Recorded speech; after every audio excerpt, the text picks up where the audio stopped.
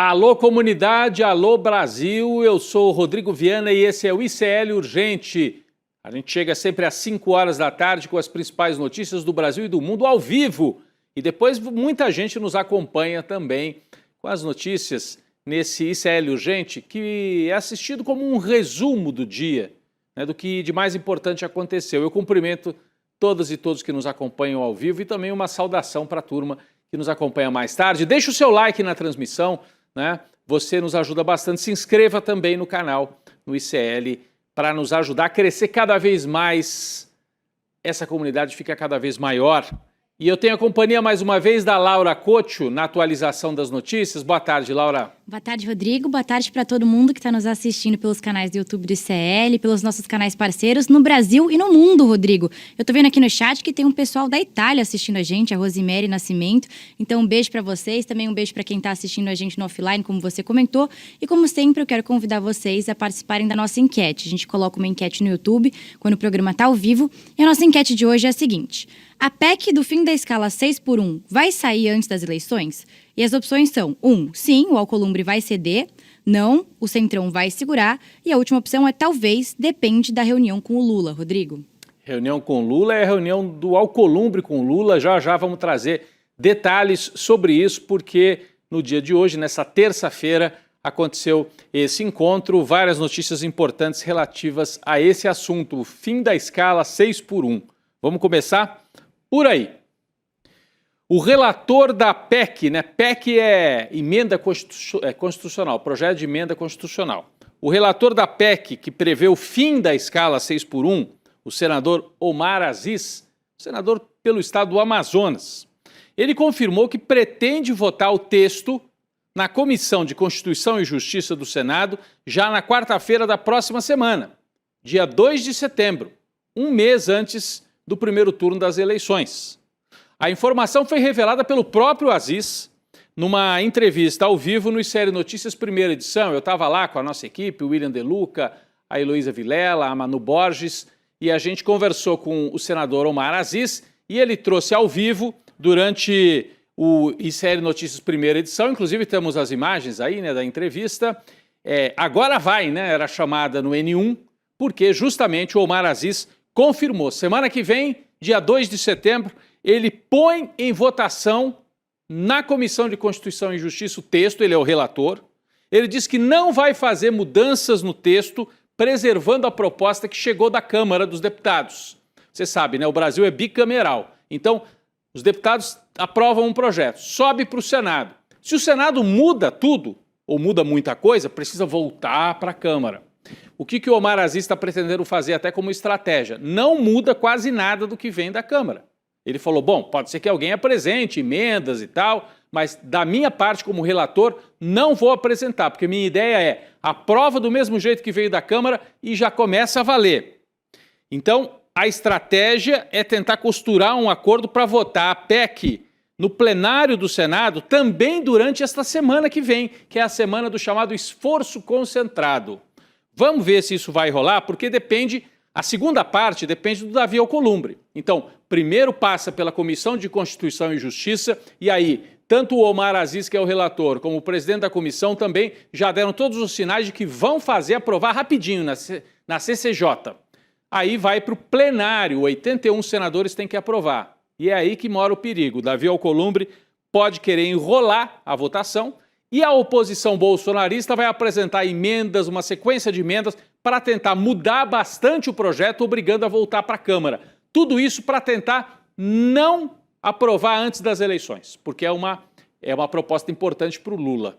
Então a estratégia da extrema-direita bolsonarista é bloquear o fim da escala 6x1, apesar do relator, que é de um partido de centro, né? Ele é do PSD, ele não é da esquerda, mas ele disse no N1 de hoje, essa não é uma pauta de esquerda nem de direita, é uma pauta da civilização, né? O trabalhador viver melhor, disse o Omar Aziz, que promete então que semana que vem passa o projeto na CCJ.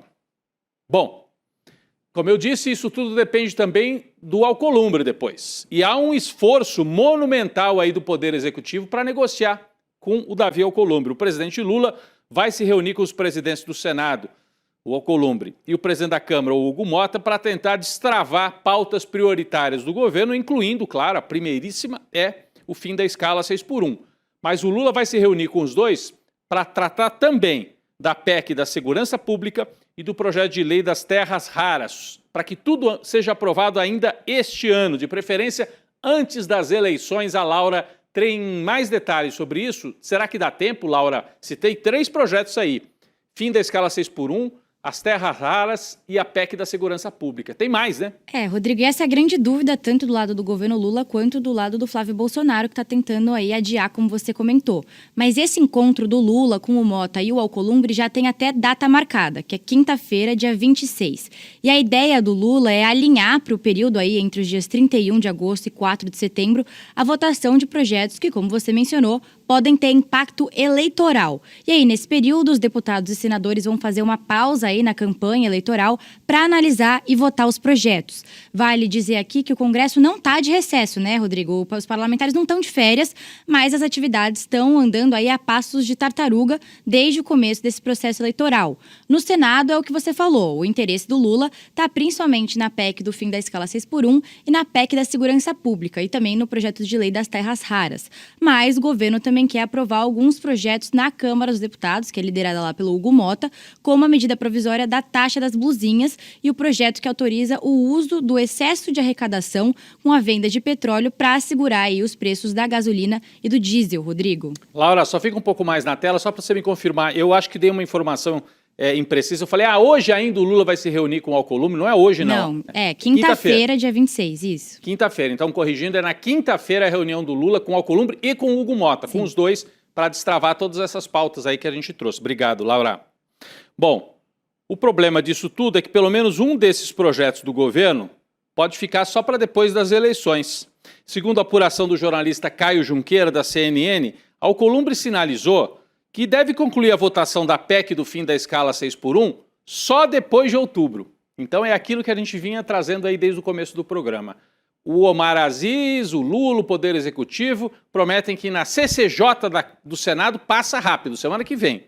Mas o plano do Alcolumbre é que não vá para o plenário do Senado. Ele sinaliza que vai concluir só depois das eleições. Então, passaria na CCJ, mas se depender do Alcolumbre, no plenário, só em novembro. Por que isso tudo, né? Porque ele é representante dos empresários. Não quer entregar de bandeja o fim da escala 6x1 para não agradar o Lula, para não desagradar os empresários e para ainda mostrar para o Bolsonaro, olha aí, eu dei uma forcinha. Não teve jeito, é impossível impedir a aprovação dessa proposta, que é muito popular, mas pelo menos eu adiei para não entregar essa bandeira para o Lula, mais voto para o Lula no fim da escala 6x1. Vamos ficar de olho, provavelmente é o que vai acontecer. Passa na CCJ e o Alcolumbre dá mais uma travadinha, depois o Lula vai tentar destravar na quinta-feira. Vamos ver, vamos ver. Falando no presidente Lula, a principal atividade dele hoje, o Lula participou da cerimônia em homenagem ao Dia do Soldado, dia 25 de agosto, Dia do Soldado no Brasil. O evento aconteceu, sabe onde, gente? Lembram do acampamento golpista em Brasília?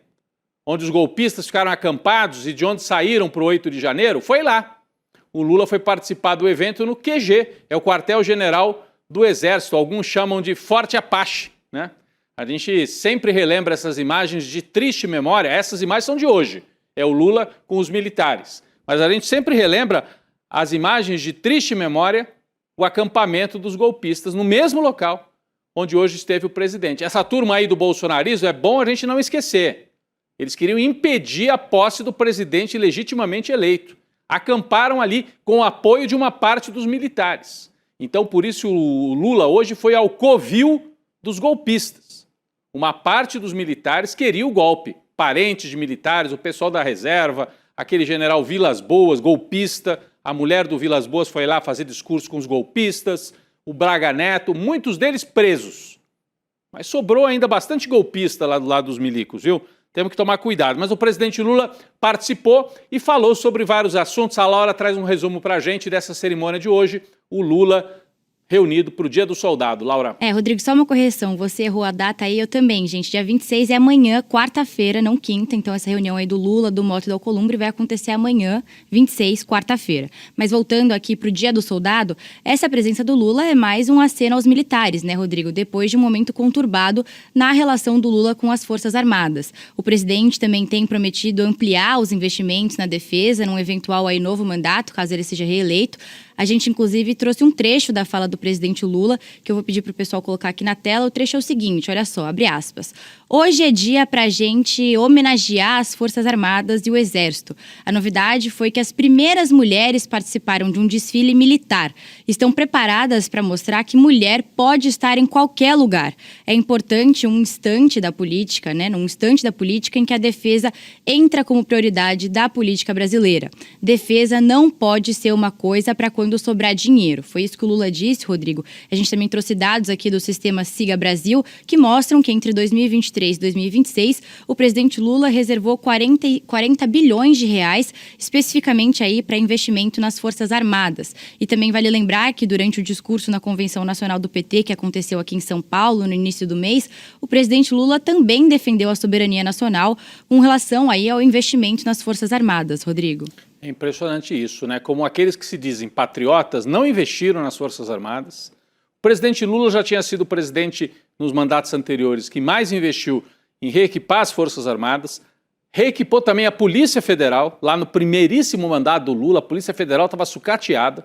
E aí veio no primeiro mandato, ainda Márcio Tomás Bastos, ministro da Justiça, equipou a Polícia Federal, equipou os militares e depois uma parte da Polícia Federal foi para o golpismo na Lava Jato e uma parte dos militares para o golpismo no 8 de janeiro. Impressionante, mas é uma política de Estado, tá certo, Lula? Do jeito que está o mundo, precisa ter uma política de defesa, só que não pode ser a política de defesa decidida lá em Miami, lá em Washington, né?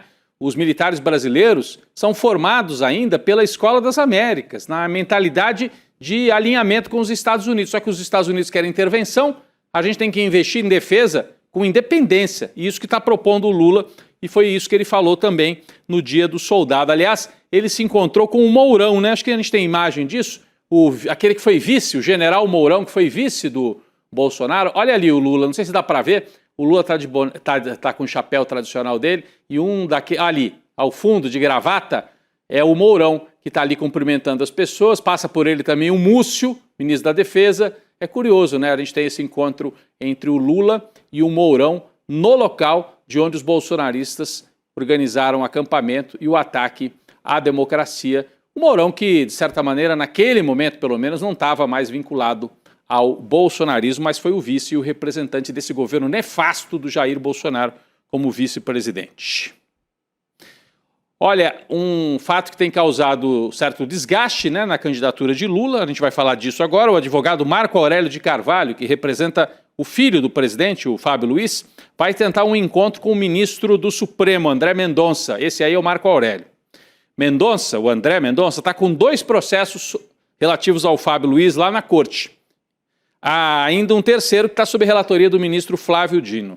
Há forte suspeita de que ou o André Mendonça permite ou ele favorece vazamentos que partem do gabinete dele para abastecer a imprensa com fatos favorecendo o bolsonarismo na véspera da eleição. Essa é a suspeita que muita gente tem. O André Mendonça nega. Mas tem lá delegado da Polícia Federal. Na sexta-feira, o Luiz Nassif, o jornalista veterano, veio aqui ao N2 e conhece desse assunto. E ele escreveu um artigo dizendo que tem a turma da Lava Jato antiga, da Polícia Federal, lá incrustada no gabinete do André Mendonça, vazando e municiando a imprensa com dados para atacar o filho do presidente Lula. Marco Aurélio de Carvalho, advogado, voltou a conversar com o ministro da Justiça, Wellington César Lima, e com o diretor-geral da PF, Andrei Rodrigues, sobre esses vazamentos. O advogado do filho de Lula tem cobrado o andamento da investigação e a responsabilização de servidores que têm vazado informação não confirmada para favorecer o Flávio Bolsonaro. De um lado, seguram a investigação sobre o Dark Horse, o André Mendonça, está sentado ali e não deixa andar. E de outro lado, é a teoria em Brasília, ele nega, mas de que policiais federais dentro do gabinete dele estão abastecendo a imprensa para atingir o filho do presidente Lula. Quem também comentou sobre o vazamento de informações com conteúdo eleitoral, com objetivo eleitoral, foi o candidato ao governo de São Paulo pelo PT, Fernando Haddad. A Laura tem informação sobre isso também. Rodrigo, numa entrevista coletiva no escritório de campanha, o candidato Fernando Haddad afirmou que o vazamento de informações sigilosas pode acabar comprometendo a investigação que envolve o Fábio Luiz, filho do presidente Lula, e também que a quebra irregular de sigilo pode gerar consequências e até colocar em risco o resultado da apuração. O Haddad também alertou que uma irregularidade como essa, cometida durante a investigação, pode também no futuro abrir espaço para questionamentos sobre a validade do processo. Rodrigo. Muito bem, Laura, eu estava até aqui tomando uma aguinha, mas estava ouvindo o que você falou. É o Haddad seguindo na mesma linha de que, dependendo do que for vazado e do que se comprovar, pode, né, acabar levando à nulidade do processo. Ninguém quer nulidade do processo. Mas a Lava Jato agiu assim, Laura. A Lava Jato abusou tanto, manipulou tanto, que no final os processos tiveram que ser cancelados. Porque havia manipulação.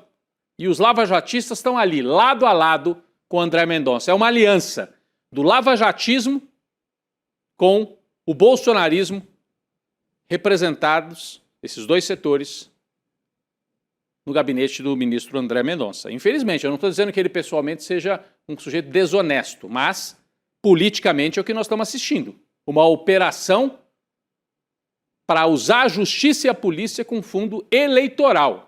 E a imprensa brasileira, claro, cumprindo essa tarefa que ela gosta. Já cumpriu em outros momentos? Véspera de eleição, fala do filho do Lula. Olha, gente, eu vou só lembrar aqui, já que ontem foi a data do suicídio do Getúlio Vargas. Você sabe qual que era um dos ataques que se fazia ao Vargas, e ele se suicidou? A direita brasileira, a UDN, era atacar o filho do Getúlio Vargas. Era chamado de o filho rico do pai dos pobres. Lutero Vargas. Era atacado. Para atacar o Vargas, atacavam o filho. Mudou quase nada, né? Para atacar o Lula, atacam o filho.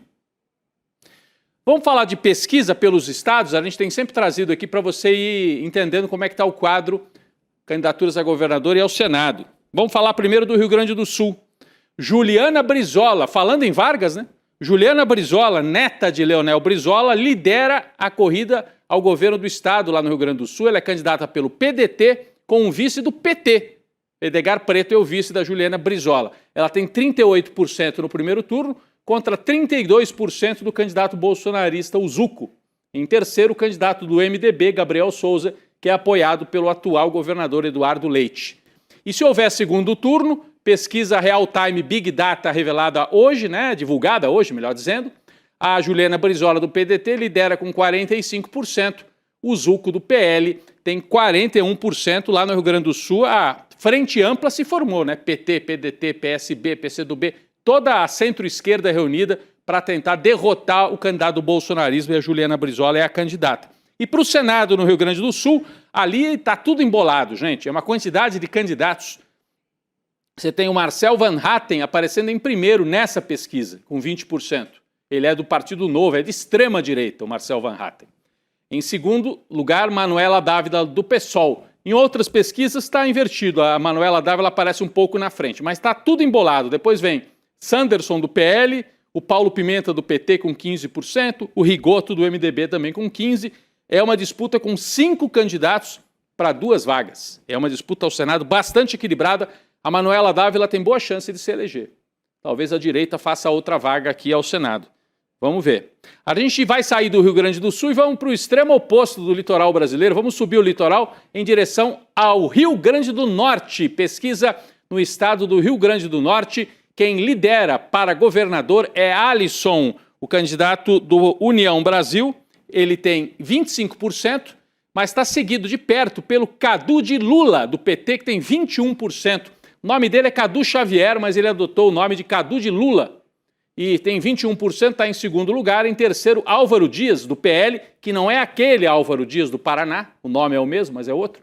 Então, a tendência é o candidato do PT subir. Ele estava com 8%, agora ele já subiu nessa pesquisa. E o candidato do PT, puxado pelo Lula e pela governadora Fátima Bezerra, do PT, deve ir para o segundo turno. E se tivesse segundo turno, como é que tá? Tem empate aqui, hein? Entre Alisson com 35% e o Cadu de Lula, que tem 34%. Portanto, o PT tem chance de manter o estado do Rio Grande do Norte, se esse candidato que veio, né, lá de trás, com pouco conhecimento, agora mais conhecido, vai avançando nas pesquisas. E para o Senado, né? A gente tem para o Senado? Tem também. O Senado no Rio Grande do Norte, primeira colocação, Stevenson Valentim do Podemos. Em segundo lugar, a Zenaide Maia, e a Samanda de Lula está em terceiro lugar. Então você tem para governador o Cadu de Lula, do PT, e para o Senado a Samanda de Lula, também do PT. Outro dia a gente falava aqui dos bolsonaristas que usam o nome Bolsonaro sem ser parentes do Bolsonaro. No PT também tem. Cadu de Lula e Samanda de Lula tentando alavancar as candidaturas, colando, né, o seu nome ao nome do presidente, que é muito popular também no Rio Grande do Norte.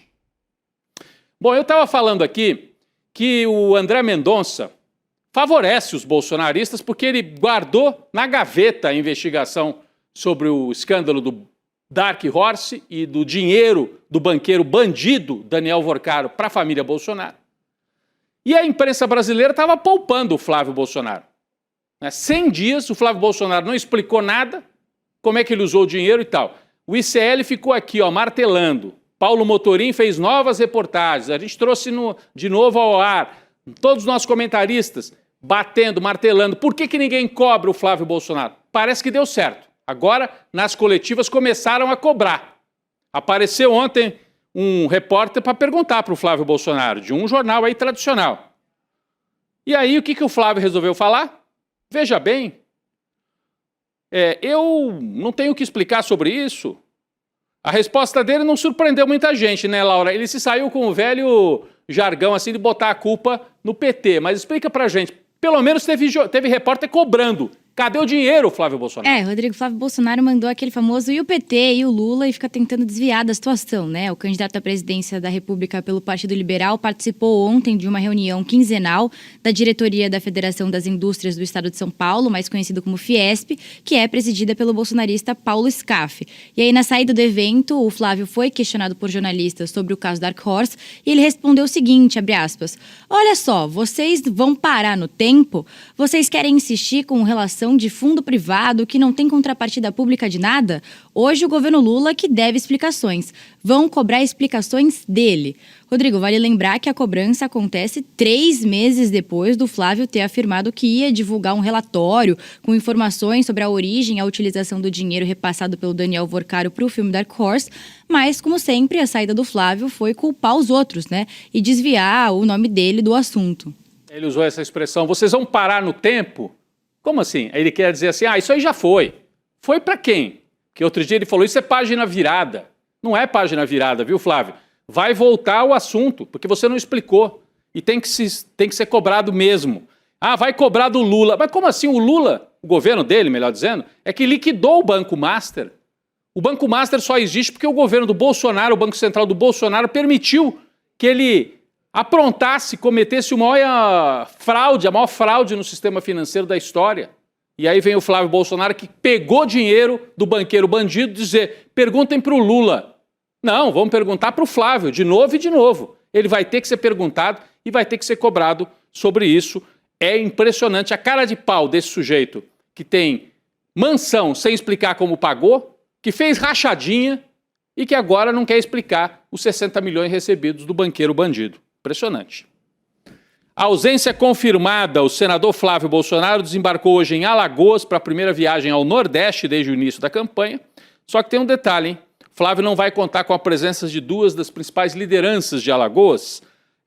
O candidato ao governo JHC, que é do PSDB, e o ex-presidente da Câmara, Arthur Lira, que disputa o Senado. Os dois não devem participar dos compromissos de Flávio em Alagoas, nem em Maceió, nem em Arapiraca, que são as 2 cidades que ele vai percorrer. Flávio já declarou apoio ao JHC, porque o JHC é o candidato da direita em Alagoas, com o apoio do Flávio, e o candidato do Lula é o Renan Filho, né? O Flávio é aquela história, né? Ele apoia candidatos, só que os candidatos não apoiam ele. O JHC não quer aparecer, mas de jeito nenhum do lado do Flávio, porque senão tira voto. Aí a gente está vendo imagens, porque o Flávio visitou João Pessoa antes de começar a campanha e cometeu esse ato aí bizarro de botar, não combina com ele, né? Mas ele botou ali o chapéu o traje de vaqueiro para dizer que tem alguma identidade com o Nordeste, não tem nenhuma, fica feio demais, né? É o Flávio Bolsonaro que vai tomar uma surra no Nordeste mais uma vez nas urnas. Outro candidato da direita, o Romeu Zema, vai ter que se ver com a justiça, mas só depois das eleições. O STJ vai deixar para o fim do ano a análise de uma denúncia apresentada pela PGR contra o candidato do Partido Novo. A denúncia, se for aceita, pode tornar o Zema réu por calúnia contra o ministro Gilmar Mendes do STF. Para quem não se lembra, o Zema publicou um vídeo em que o ministro do Supremo era retratado como um fantoche no caso Master. Laura tem mais detalhes sobre esse episódio, Laura. Rodrigo, só para contextualizar melhor essa história, esse vídeo postado pelo Zema criticava uma decisão do Gilmar Mendes que suspendeu a quebra dos sigilos bancário, fiscal e telemático da empresa Meredith, que é aquela empresa ligada à família do ministro Dias Toffoli e que está envolvida nesse rolo do Master. E aí, na gravação do vídeo, que foi intitulado de Os Intocáveis, o fantoche do Gilmar Mendes diz o seguinte para o boneco do Toffoli por telefone: relaxa, eu anulo a decisão da CPI. Quais as palavras mágicas? Desvio de finalidade e abuso de poder. Bom, e por que esperar passar as eleições para realizar esse julgamento, Rodrigo? O que acontece é que o Superior Tribunal de Justiça quer evitar entrar em holofotes da disputa eleitoral e, além disso, a avaliação dos ministros é de que o Zema pode tentar usar essa história para faturar politicamente, inclusive atacando o judiciário, Rodrigo. Tá difícil, hein, Olavo? Tá difícil para ele faturar politicamente. Ele foi ontem ao Jornal Nacional e deu uma entrevista bizarra também, cometeu um ato falho, diz assim: eu tenho políticas contra as mulheres, disse o Zema na entrevista tradicional ali para a bancada do Jornal Nacional. Essa semana e a próxima, vários candidatos a presidente vão estar no Jornal Nacional. O Zema começou mal e vai terminar mal, né? Vai ficar devendo voto no final da eleição. A nova moda do momento, parente como suplente, até rima. Mas não é uma solução, pelo menos para o eleitor, é solução para quem é candidato. Parente como suplente. Candidatos bolsonaristas e do Centrão estão colocando os próprios familiares como suplentes para o Senado. A ideia é preservar os mandatos quando o sujeito sai depois para virar ministro, secretário e tal, e larga um parente lá tomando conta do mandato, como se fosse algo privado. É uma coisa horrorosa, né? Os parentes desses candidatos podem virar senadores sem voto. A Laura traz detalhes para a gente. Rodrigo, olha só, o que acontece é que, diferentemente da Câmara dos Deputados, onde os suplentes são escolhidos por ordem da lista dos mais votados do partido ou da federação, no Senado, os suplentes, eles não recebem votos. Eles são escolhidos pelo próprio candidato. Então, adivinha quem é que está usando e abusando dessa estratégia? Bom, os bolsonaristas, né? Porque a ex-primeira-dama Michele Bolsonaro, que está candidata aí ao Senado, ela colocou o irmão dela, o Diego Torres, como primeiro suplente da candidatura pelo Senado no DF. O Diego, ele é articulador político da Michele e ele foi assessor especial do governo do Tarcísio aqui em São Paulo. A companheira de chapa da Michele, a Bia Kicis, ela também foi na mesma onda aí da ex-primeira-dama. A Bia Kicis, ela também concorre ao Senado pelo Distrito Federal e indicou o filho Samuel para o posto. Só que o Samuel, ele tem 39 anos, é engenheiro e nunca participou de nenhuma disputa eleitoral, Rodrigo. Laura, então, tanto a Michele colocou o irmão de suplente, e a Bia Kicis colocou o filho para tomar conta do mandato se elas tiverem que sair para ocupar algum cargo. Impressionante essa tradição oligárquica, né, da política brasileira. Rapidinho aqui, uma chapa inteira envolvida em escândalos. A Polícia Federal investiga Leonardo Avalanche, que belo nome, né? Vice de Paulo Marçal na candidatura à presidência em 2026. É uma avalanche de denúncias. A chapa foi impugnada pela Justiça Eleitoral, a candidatura, aliás, mas o Avalanche, além do Marçal, o Avalanche que está aí do lado, o Avalanche é esse outro aqui, ó, também é suspeito de ter desviado R$750 mil do fundo eleitoral do partido durante a corrida municipal de 2024, quando ele também foi vice do Marçal para a Prefeitura de São Paulo. Pegaram o dinheiro da campanha, botaram no escritório de advocacia, que depois teria repassado para a gente, ligada ao Leonardo Avalanche, uma avalanche de denúncias contra Marçal e o companheiro dele de chapa, que é também presidente do partido. Laura, o ICL Urgente vai terminando por aqui, mas a gente tem ainda a nossa enquete, né? Sim, Rodrigo. No começo do programa, a gente perguntou na nossa enquete do YouTube se a PEC do fim da escala 6x1 vai sair, né? Vai ser votada antes das eleições. E o resultado a gente tá vendo aí na tela. O pessoal falou que sim, o Alcolumbre vai ceder com 46% dos votos. A galera tá otimista, Rodrigo. Estão otimistas e confiantes na capacidade do Lula de Alcolumbre. Pois é. Põe para votar, Alcolumbre. a reunião que acontece amanhã, né? Laura, Valeu, Rodrigo. amanhã a gente se vê. Obrigado. Até. Pessoal, vem aí o N2, mas eu queria deixar aqui um recado. Todo ano tem muita turbulência no mercado financeiro, mas esse ano tem mais, né? Por causa da eleição e da interferência do Trump, tarifaço, etc. Então, investir é para todos, aprenda a investir ainda em 2026, mesmo na turbulência eleitoral, garanta sua vaga na aula que o Eduardo Moreira vai trazer amanhã não, quinta-feira, dia 27, 8 horas da noite. Você se inscreve em iclurgente.com.br, iclurgente.com.br ou pelo QR Code, se inscreva e você faz parte desse momento para aprender a defender o seu dinheiro, o seu patrimônio, mesmo no meio das turbulências de um ano eleitoral. O ICL Urgente fica por aqui, vem aí o N2 com a Gabi Varela, com o Pedro Costa, com a Heloísa Vilela, que eu vi ali também na nossa redação e vai estar por aqui no N2. A gente volta amanhã com o ICL Urgente. Valeu! Você já reparou quem são os verdadeiros donos das maiores revistas e portais de economia do Brasil? As grandes corretoras e bancos controlam os principais veículos de notícia financeira do país. A pergunta que fica é: será que a informação é realmente isenta? No dia 27 de agosto, às 8 horas, você é o nosso convidado para uma aula especial com o Eduardo Moreira.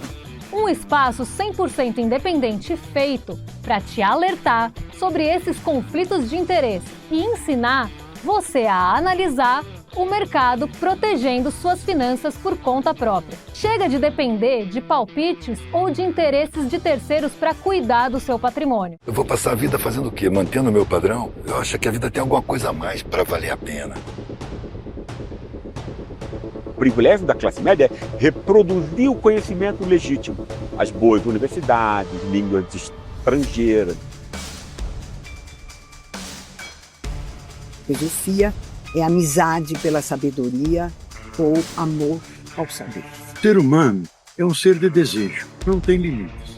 Aqueles que lutam pela vida, lutam por Jesus, ainda que nele não tenham fé.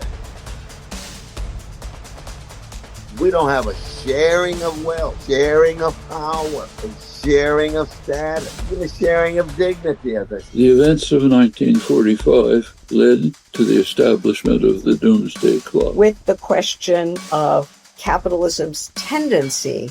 Noi produciamo una ricchezza crescente, ma qual è il problema dell'economia? I am the eldest daughter, boxing legend Muhammad Ali.